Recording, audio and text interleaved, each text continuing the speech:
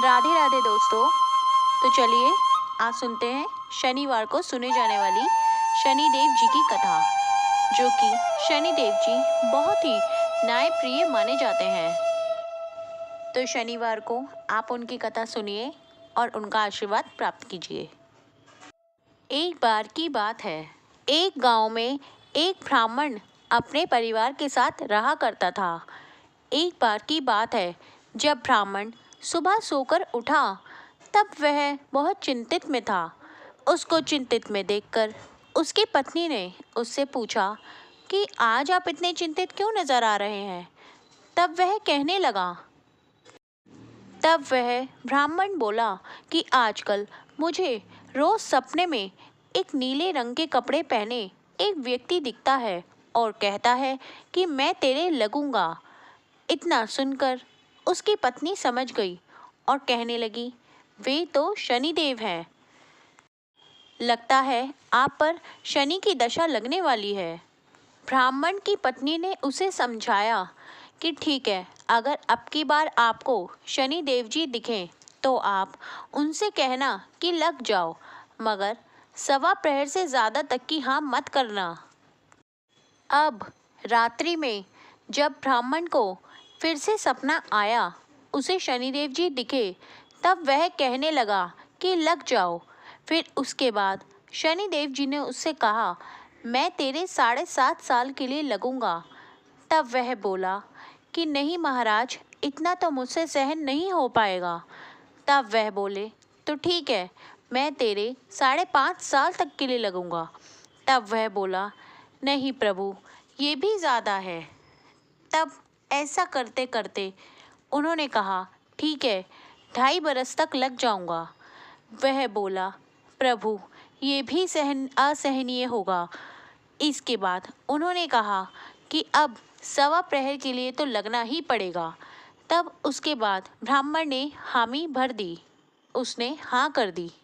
इसके बाद जब अगली सुबह ब्राह्मण उठा तब उसने अपनी पत्नी को सारी बात बताई और कहा कि मेरे सवा प्रहर की दशा लगी है। अब ऐसा करना, मेरे को तू 2 टके दे दे सोने के। उसके बाद उसे लेकर मैं जंगल में चला जाऊंगा और वहाँ पर पूजा पाठ करूंगा। तू भी घर पर ही रहना और बच्चों को भी बाहर मत जाने देना, और साथ ही साथ किसी से झगड़ा भी मत करना।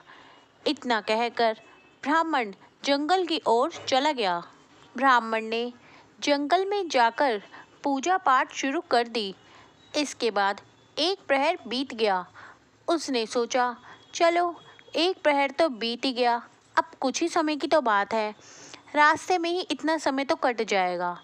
वह उठकर जाने लगा, मगर कहते हैं ना, शनि देव जी की दशा से भी भला कोई बच सका है। उसके बाद जैसे ही वह उठा घर जाने लगा, तब शनि देव जी ने वहाँ मतीरे यानी बड़े बड़े तरबूज का पेड़ लगा दिया। अब वह सोचने लगा कि चलो घर जाते हुए बच्चों के लिए मतीरे ले चलता हूँ। इसके बाद ब्राह्मण ने माली को आवाज़ लगाई। जब वहाँ कोई नहीं आया तो वहाँ पर उसने एक सोने का टका छोड़ दिया और 2 मतीरे लेकर अपने थैले में डालकर चलने लगा। इसके बाद शनि देव जी वहाँ पर राजा के सैनिकों का भेष धरकर आए और कहने लगे कि ये तेरे थैले में क्या है। तब वह बोला, मतीरे तोड़कर लाया हूँ। वे कहने लगे कि थैला खोलकर दिखा। जब ब्राह्मण ने थैला खोलकर दिखाया तो मतीरों की जगह वहाँ राजा के बेटों के सिर कटे हुए दिखे। इसके बाद सैनिक उसे राजा के पास ले गए। राजा के पास जाकर वह सैनिक कहने लगे कि इसने आपके दोनों पुत्रों को मार डाला है। इसके थैले में आपके दोनों पुत्रों के सिर कटे हुए पड़े हैं। ऐसा सुनकर राजा के होश उड़ गए। उसने कहा कि ऐसे इंसान को फांसी पे चढ़ा दो। उसके बाद फांसी लगाने की तैयारी की जाने लगी।